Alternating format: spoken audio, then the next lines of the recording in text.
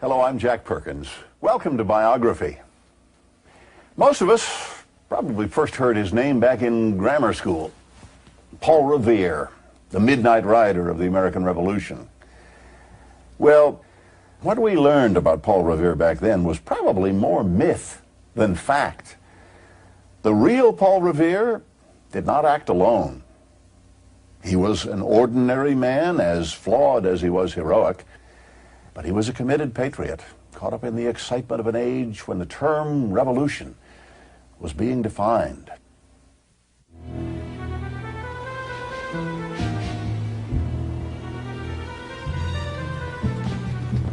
Listen, my children, and you shall hear of the midnight ride of Paul Revere. When people talk about Paul Revere, the first thing they talk about is the midnight ride, and they'll usually kind of laugh and say, "The British are coming, the British are coming." One, if by land, and two, if by sea, and I on the opposite shore will be. The primary myth that's attached to Revere is that he was waiting across the river for the signals in the Old North Church Tower, and that's a scene which is engraved in everyone's memory. It comes from Henry Wadsworth Longfellow's poem. It's a dramatic scene, and it never occurred. So through the night rode Paul Revere, and so through the night went his cry of alarm to every Middlesex village and farm. It was Henry Wadsworth Longfellow's poem in 1861 that really made Revere famous. Revere became kind of a national folk hero. And the degree to which he became a national folk hero is actually even a little hard to explain. We can't even really explain that. It's just it caught people's imagination, this messenger rider.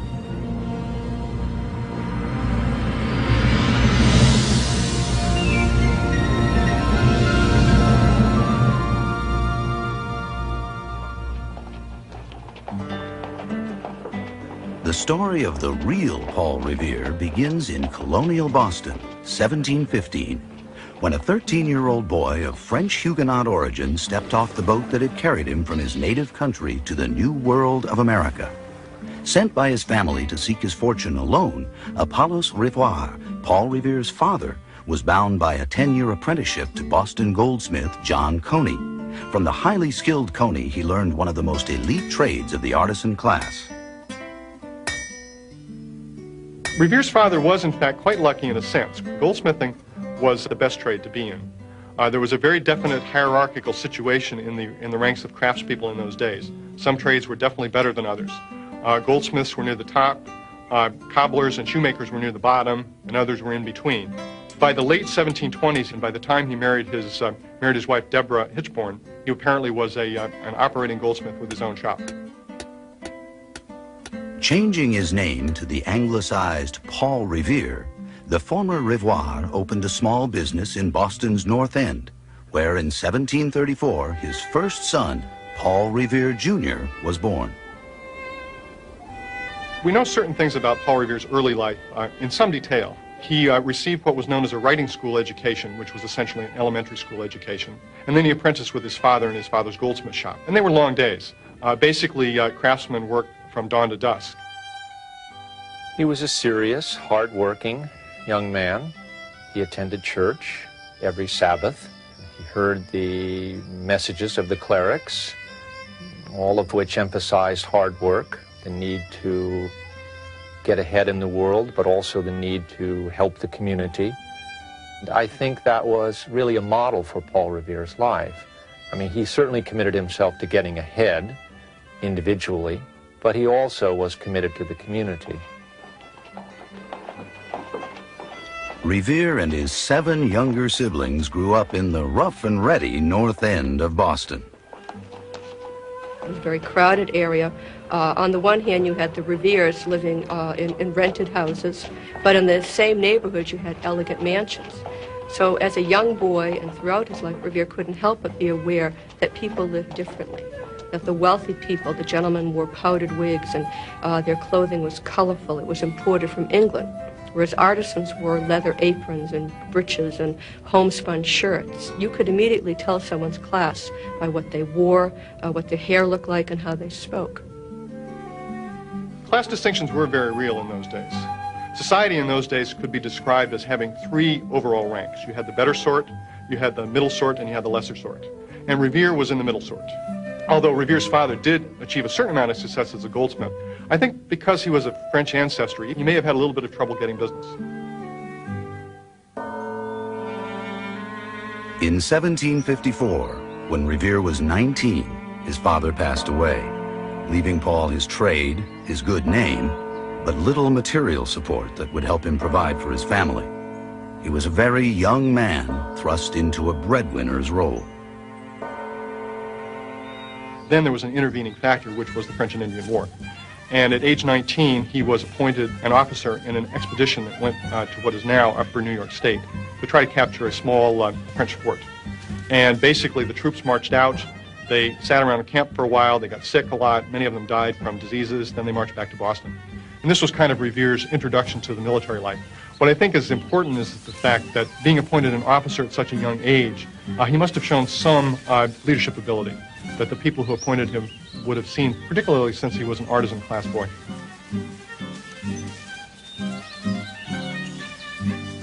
When Paul Revere returned from the war, those leadership abilities would bring him to the attention of the future leaders of the American Revolution.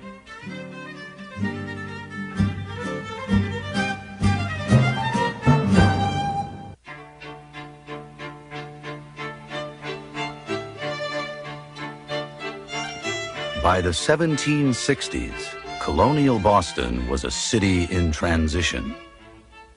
In its north end, Paul Revere had built up a fairly steady business as a silversmith, or master goldsmith, the more accurate term. He had married Sarah Orne, an artisan's daughter, and was raising the many children he would father with her. But with England taxing American colonists to pay off her enormous French and Indian war debt, Revere, like many Bostonians, was beginning to feel the stirrings of rebellion. The Boston in which Revere lived, the Boston where the revolutionary movement began, was a society that was in the grips of a recession. From 1700 to roughly 1770, the number of people without property, the number of people on the bottom of the economic ladder had doubled in Boston. Though Revere himself prospered and the middling class of people were prospering, they were conscious of the fact that British policies were squeezing the economy in a way in which they resented, and in ways which too much restricted what people could do and therefore how they could move themselves up the economic ladder. What drew Revere to the revolutionary cause? I think we have to look at his economic condition. In the early 1760s, Revere had a thriving business. He was making buttons and buckles for artisans, and he was making spoons and teapots for Boston's merchant elite. He expected, as a craftsman, to cater to the wealthier people in Boston, particularly since it was the very wealthy who could afford the expensive tea sets and salvers, which the goldsmiths made their greatest profits on. A tea set in those days, a complete tea set, could cost half the price of a house.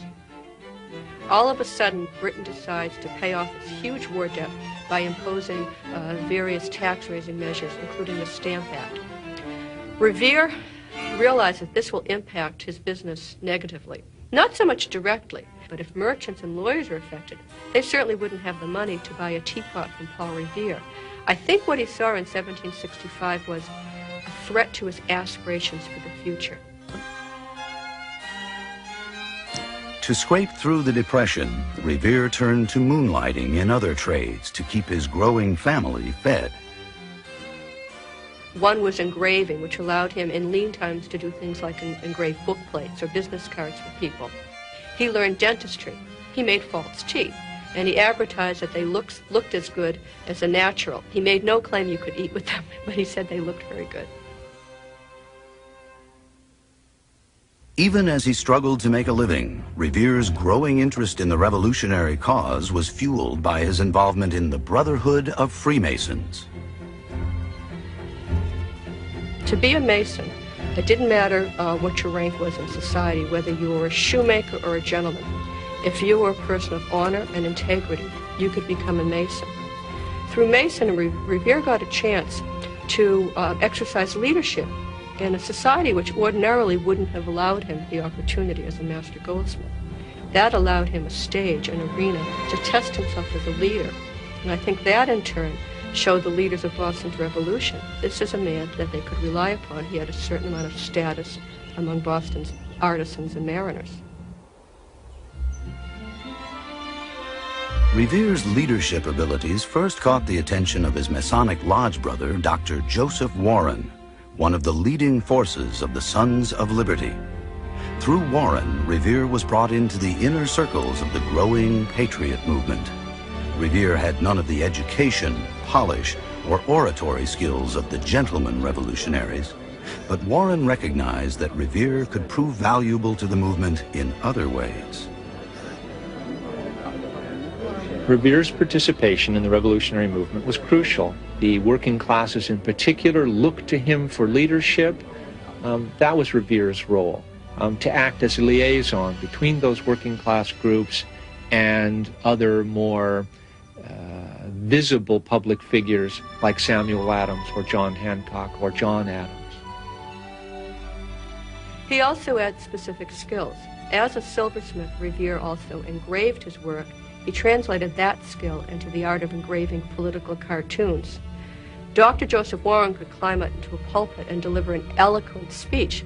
Paul Revere could do the same thing through his engravings and these very graphic and very vivid and sometimes highly inflammatory political cartoons.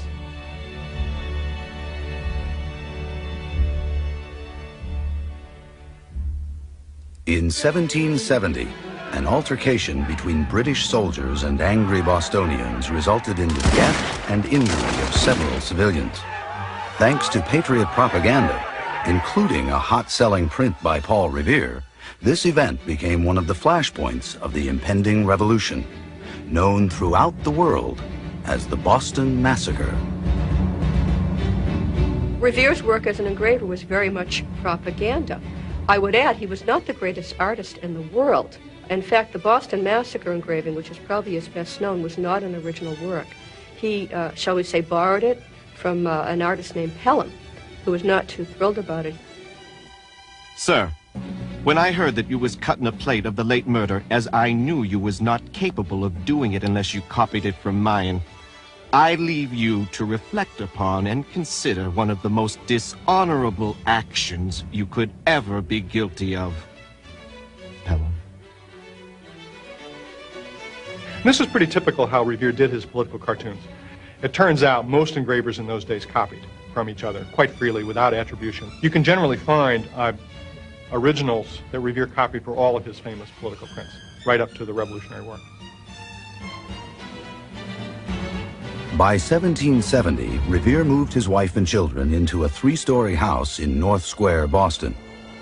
But its solid walls were not enough to keep misfortune out. In May of 1773, Sarah Revere died, shortly after bearing her 8th child, daughter Isana. There are no portraits of Sarah. We don't have a clear picture of her. Towards the end of their marriage, Revere was heavily involved in the Sons of Liberty, so I think certainly a lot of the burden of caring for the family fell to her. And in fact, if not for her, Revere could not have left so often on all of his activities.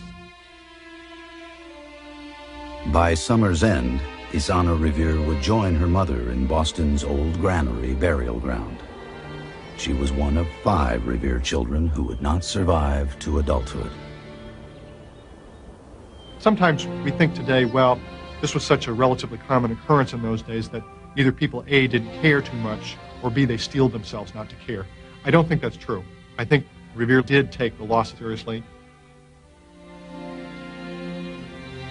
Now a widower with a young family to raise alone, Paul Revere, silversmith, was about to be drawn even further into the explosive events leading to the American Revolution.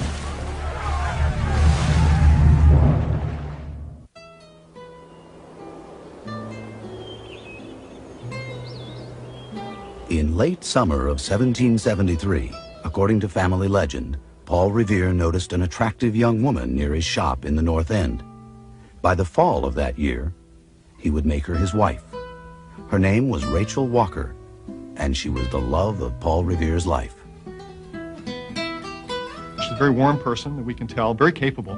on the back of a receipt, Revere did compose essentially a love letter to Rachel, which is interesting because since we have so few personal letters from him about anything, it's just really nice to get a window into his feelings for her, which were apparently pretty deep and very genuine. Added together with great care and art, will point out the fair one nearest my heart.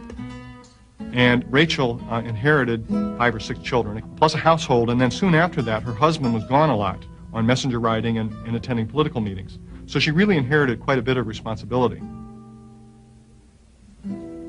Shortly after his second wedding, Paul Revere's own responsibilities in the revolutionary underground had also increased. Friends, brethren, countrymen, that worst of plagues, the detested tea shipped for this port by the East India Company, is now arrived in the harbor. The hour of destruction or manly opposition to tyranny stares you in the face. Boston, November 29, 1773.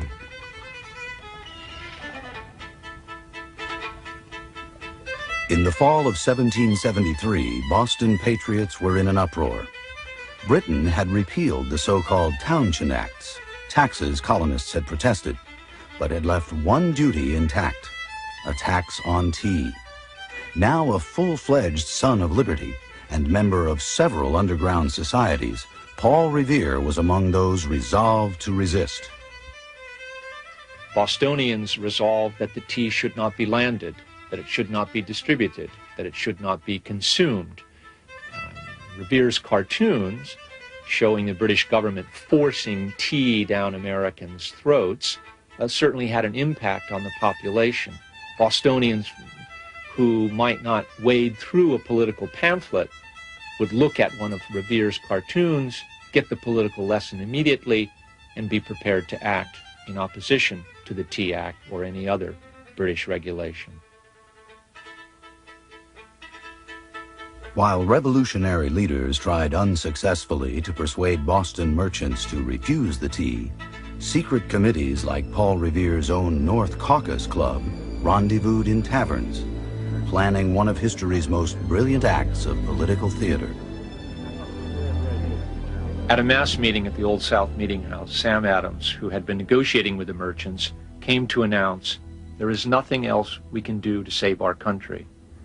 And as if that were a signal, a war whoop went up outside the meeting house, and 2 bands of thinly disguised Indians, Bostonians, went down to the wharf, onto the ship, and unloaded its tea and dumped it in the harbor.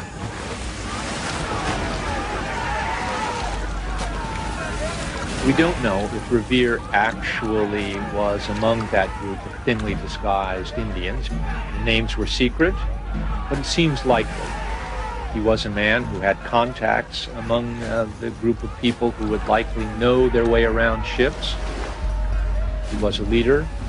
Either he was there or he certainly knew what was going to happen. Parliament was furious with the colonists for having destroyed so much British East India Company tea, which was essentially government tea in those days. And they were going to make an example out of Boston, so they passed what are called the Intolerable Acts. The most important probably was shutting the port of Boston. And essentially that dried up the business in Boston. It was an extreme economic threat. And looking at it now, you could only see that it had to provoke a reaction. It couldn't possibly have done otherwise. The closing of the port of Boston deeply hurt Revere's silversmithing business. Once again, economic need thrust him even deeper into the revolutionary effort. To earn extra money, he became a paid messenger rider for the Committee of Safety. Revere's first ride was on December 17, 1773, when he carried news of the Boston Tea Party to New York. That was the beginning of his celebrated career as messenger of the Revolution.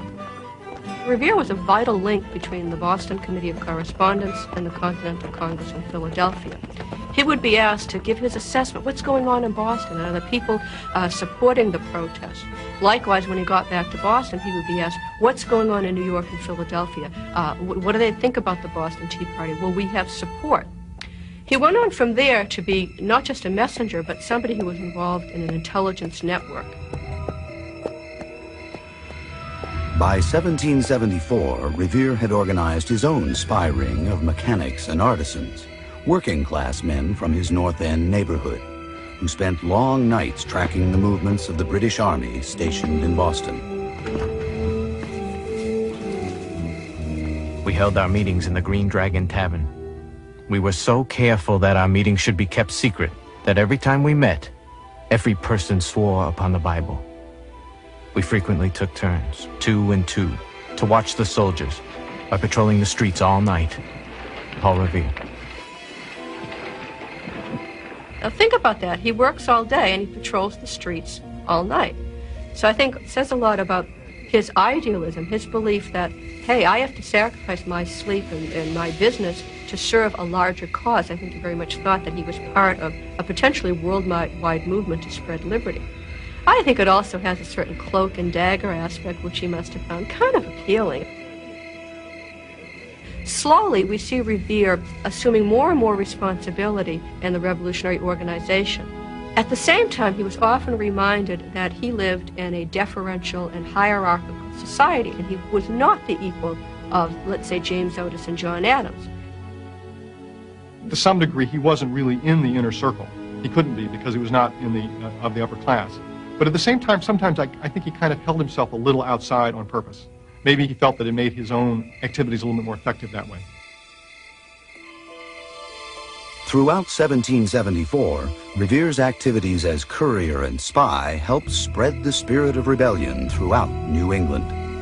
But the peak of his revolutionary career would come in the spring of 1775 with his midnight ride.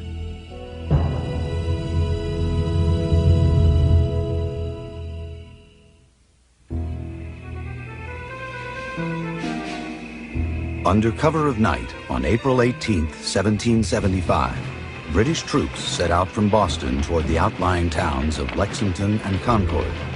Their mission was to destroy a large quantity of ammunition stored there, a bold show of force intended to thwart the rebellious colonists in their resistance to British rule. In reality, Longfellow's lone hero, Paul Revere, was but one of a network of Patriot intelligence operators set out to foil this plan. I think people think of the Midnight Ride as this very impetuous and madcap, impromptu sort of thing, where Revere leaps out of bed in the middle of the night, jumps on his horse, and races through the streets, when in fact this was a carefully planned and carefully executed intelligence assignment. A Saturday night preceding the 19th of April, about 12 o'clock at night, the boats belonging to the transports were all launched and carried under the sterns of the men of war. From these movements, we expected something serious was to be transacted. Paul Revere. What they suspected was the British were actually either planning to go to Lexington to arrest John Hancock and Samuel Adams, or to the nearby town of Concord to destroy the colony's stores of gunpowder. Revere met with the Sons of Liberty in Charlestown, which is right across the river from Boston, and arranged that as soon as something would happen, he was going to have somebody show some signals in the top of the Old North Church. Longfellow got it a little backwards. The signals were not to Paul Revere, they were from him. The reason was, what if Revere never got out of Boston? What if he was stopped as he rode across the Charles, which was highly likely? So Revere came up with this very good plan, 1 if by land and 2 if by sea. That part is correct.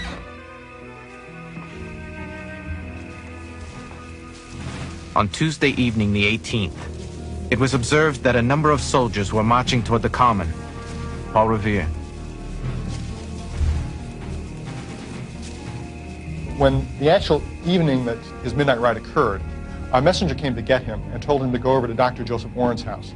And when he got there, he discovered that William Dawes, the other messenger rider that night, who's sometimes forgotten about, had been sent by the land route. Revere was given the same message that Dawes was, to deliver to Adams and Hancock, to say that the troops were marching and that they were probably marching out into the countryside to arrest them.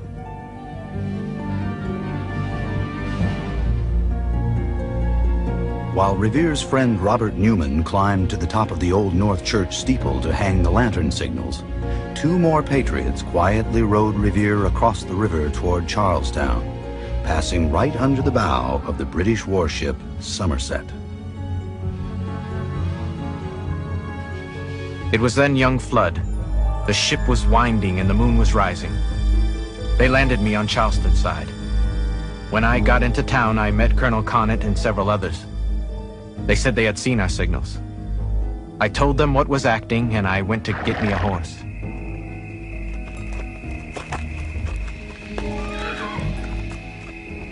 The moon shone bright. I had got almost over Charleston Common towards Cambridge when I saw two officers on horseback under the shade of a tree. I turned my horse very quick and pushed for the Medford Road.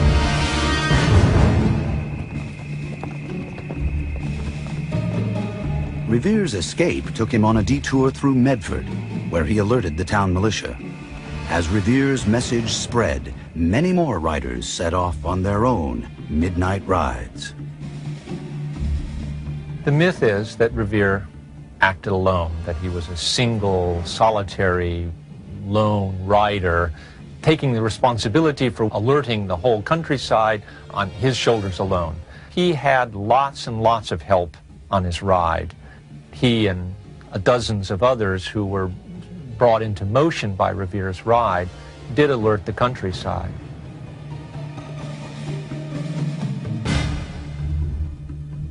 After that, I alarmed almost every house until I got to Lexington. He did not go racing through the countryside yelling, "The British are coming, the British are coming." Number one, because if he would have done that, his horse would have dropped dead after about 3 miles. The other thing is that he wouldn't have said, "The British are coming, the British are coming," because he was British. So was George Washington. So was John Hancock. I mean, they thought of themselves as American British. These were English subjects. And so saying the British are coming, I mean, if somebody would have heard that, they would have said, "What?" The closest dialogue to the British are coming occurs in Lexington. He got to the parsonage of Reverend Jonas Clark, where John Hancock and Samuel Adams were staying. Sergeant William Monroe of the Lexington militia was guarding the house. He said to Revere, "The family has retired and they don't wish to be disturbed," to which a somewhat annoyed Revere said, "Noise? You'll have noise enough before long. The regulars are coming out." About a half hour later, William Dawes arrived. Revere said, "We refreshed ourselves," a mug of rum, whatever, he doesn't say. Together, they decided it might not be a bad idea to continue on to Concord.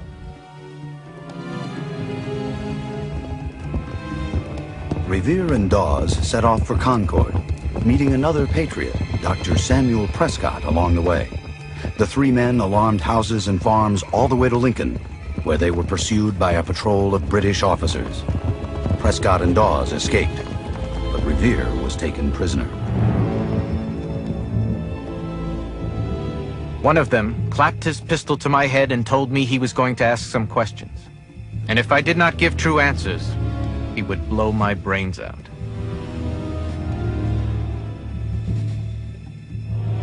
When the British officers learned who Revere was, as he said, they abused much. He was known to them as a courier, and he was quite well known. And he immediately decided to pull a fast one on them. He tells them, "I have alarmed the country all the way up. I should have 500 men there soon." Well, of course, the soldiers had no way of knowing that there were probably around 70-plus members of the Lexington militia waiting at Lexington and Green.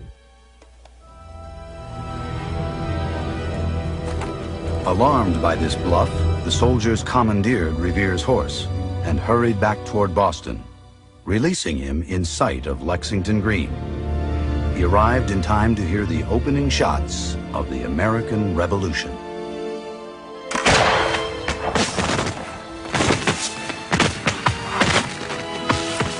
You know the rest. In the books you have read how the British regulars fired and fled, how the farmers gave them ball for ball from behind each fence and farmyard wall.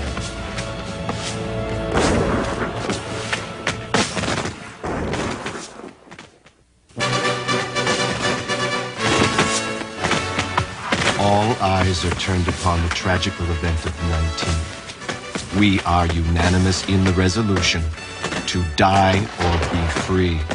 A New England Patriot, April 25th, 1775. The shot heard round the world had been fired. The Revolutionary War had begun. Ordinary men like Paul Revere had helped fellow patriots to prepare for the possibility of war. and when the time came, helped make certain they were ready. But once the fighting was underway, the dynamics of leadership began to change. In the 1770s, when Revere is working as a courier, he's virtually at the center of history. Then he makes his midnight ride, clearly another important role. I think the irony of the midnight ride is that's really the height of Revere's role in the Revolution. After the ride, people like John and Samuel Adams moved on to the Continental Congress in Philadelphia. They're drafting a new government. They're creating a new society. Revere pretty much is relegated to a secondary role. During the siege of Boston, Paul Revere continued to use his skills to aid the Patriot cause. He managed to smuggle his printing press out of the city and engraved copper plates to print currency. He helped procure cannon and gunpowder and participated in some military expeditions. But because he was not a gentleman, his fellow revolutionaries did not consider him officer material. He very much wanted to be a Continental Army officer. And I think it was a very bitter and a sad episode in his life. He said, "I have never been taken notice of by those I considered my friends. I shall have to be contented in this state service." He ended up merely as a colonel in the Massachusetts Artillery Regiment, and the war years were not glorious at all for Paul Revere.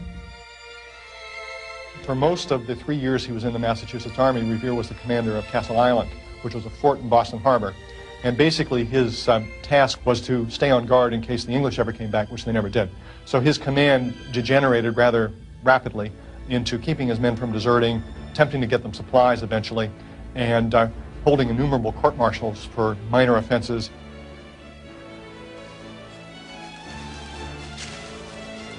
Finally, in July of 1779, Revere was appointed artillery officer in a massive amphibious expedition to dislodge the British from Penobscot Bay, Maine. Ironically, the officer second in command of the land troops was Brigadier General Peleg Wadsworth, the grandfather of Henry Wadsworth Longfellow, the poet who would make Revere a legend. The Penobscot expedition was Revere's only chance, really, to finally gain some sort of glory and reputation, not only in his own time, but perhaps for history. It turned out to be probably the greatest disaster of his life. It's the largest amphibious operation that any American army was involved in prior to D-Day. 40-some ships, many of which were privateers, at least 1,000 and possibly as many as 1,500 soldiers, including some Indian tribes. A lot of different authorities involved, the Massachusetts Army, the Continental Navy, the New Hampshire Army, and various other authorities. It was sent to capture a rather small fort. They really should have been able to take the fort rather easily, but apparently there was a lot of bickering between the Navy and the Army. The naval leaders were too timid. The British then sent some ships up from New York, caught the American Navy sitting in the water. The American fleet attempted to flee. They ran their ships aground. Sailors and soldiers had to jump off, save themselves as best they could. Revere wandered up and down the Penobscot for the better part of the day, looking for his soldiers. It was a disaster.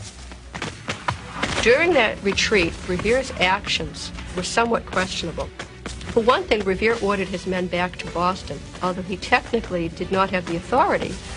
But there's an even more striking episode.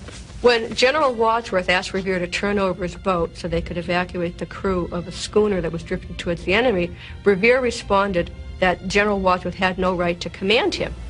I think he simply wasn't thinking, but it didn't look good at all.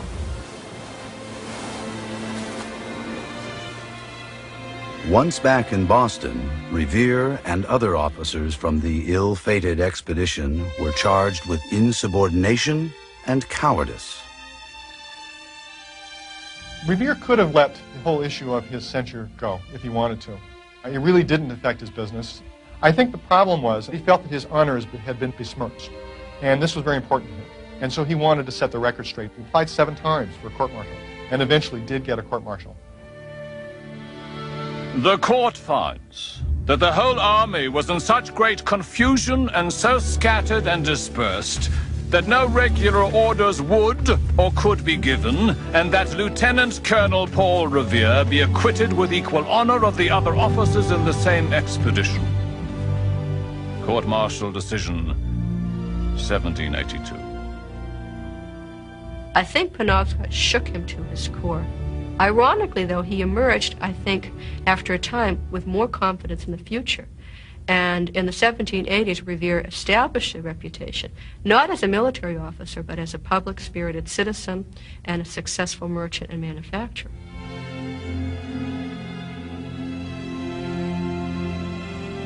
In 1785, Great Britain signed the Treaty of Paris, officially acknowledging America's independence. But the Boston to which Revere returned after the war was in desperate need of rebuilding.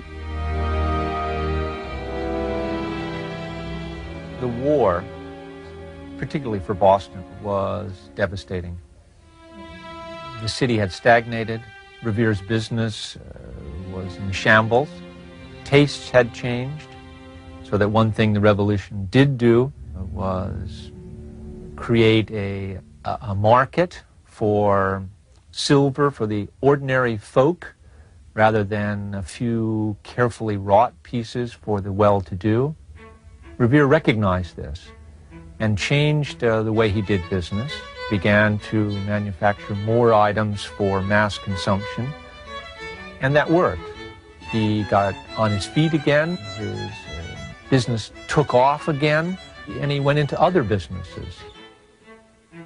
Revere expanded the silversmith shop into a hardware store in 1783. In 1788, opened a foundry in Boston's North End. He made nails and window weights and stoves and firebacks. And then in the 1790s, he started producing cannon and ordnance. He became a nationally recognized authority on cannon. Then he took up the new business of making bells. That was a smart move. There was a religious revival after the Revolution, and more churches meant a need for more church bells. In 1800, when Revere was nearly 65 years old, with $25,000 of his own money, he began yet another new business, the rolling of copper. It is Revere's copper sheeting that's used to line the bottom of the USS Constitution. It is Revere's copper sheeting that covers the dome in the new State House. It is Revere's copper sheeting that lines the bottoms of dozens of merchant ships throughout the Commonwealth. It turns out to be a very prosperous business. What he ended up becoming was essentially one of America's earliest industrialists. I don't think he really thought of himself that way. I think he thought of himself still as a craftsman. And the foundry and copper mill business did make him fairly wealthy by the end of his life. But Revere's post-war years were not only filled with economic achievements. Having learned well the Puritan lessons of the importance of community service, Paul Revere went on to become one of Massachusetts' most productive citizens. Sometimes it's been noted that Paul Revere didn't run for political office, but actually in a way he did have a rather full political career, if you define it slightly differently. He was involved in many voluntary organizations, in particular the Freemasons. He was Grand Master of the Massachusetts Grand Lodge for 3 years. He was in an early library society. He was one of the founders of the Charitable Mechanics Association. When the Constitution, the draft of the Constitution of the United States was sent to the states for ratification, everyone looked to Massachusetts. When the contest was in doubt, Revere called a meeting of the mechanics, the working men of Boston, in the Green Dragon Tavern. Hundreds of artisans gathered to hear Revere and others make an argument for ratification of the Constitution. That mechanics meeting, the resolution passed by the mechanics in favor of the Constitution, did in fact persuade Samuel Adams that he too should be for ratification of the Constitution. So too then was John Hancock. So those key players in this political contest were persuaded by the action that Revere took.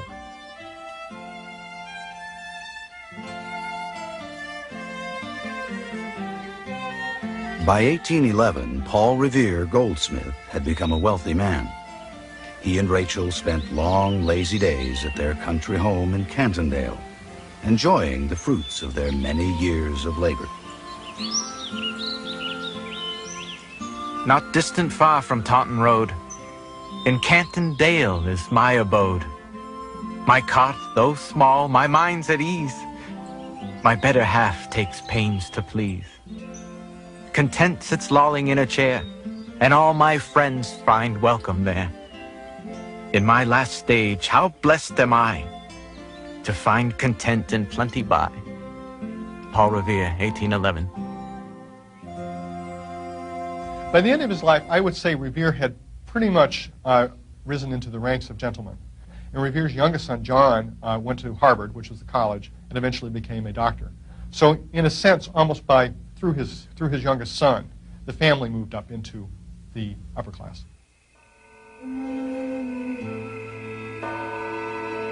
Died in this town on Saturday after a short but distressing illness, Mrs. Rachel, wife of Paul Revere, Esquire, age 68. Boston Chronicle, July 1st, 1813. I think she was quite a remarkable woman. Her death must have been quite a blow to Revere. Her death was also kind of a double blow, because a few months previously, his oldest son had died as well. So I think his later years were marred by these two losses. Also marred, I think, by Revere's disapproval of a lot of what was going on in American society. He didn't approve of the political changes. He was a staunch Federalist. He believed in social order and harmony and deference, and he saw the Jeffersons as undermining all of that with their belief in equality.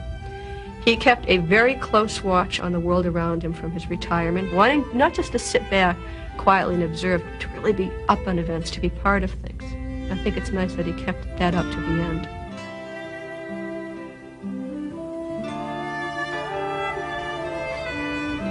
On Sunday, May 10, 1818, the church bells of Boston, including those cast by Revere himself, tolled the death knell. Paul Revere, one of the city's most honored citizens, had died at the age of 83. I think he would have absolutely loved the notoriety that came to him because of Longfellow's poem. At the same time, I think he might also have liked a much more simpler description of his life. It was delivered by a man who knew him, William Tudor. Tudor had been one of John Adams's law clerks. And he said of Paul Revere, quite simply, Mr. Revere throughout life was an upright, useful, respectable citizen. That, in fact, should have been the goal of anybody who had committed himself to this patriot cause, to be an upright, useful citizen. You can't ask for anything more.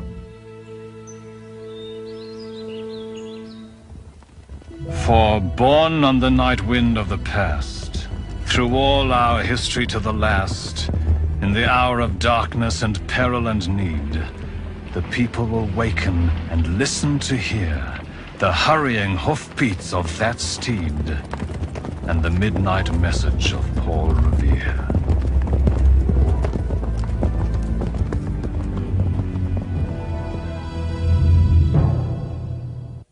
Throughout history, ordinary men and women routinely have performed acts of everyday heroism, acts that often go forgotten.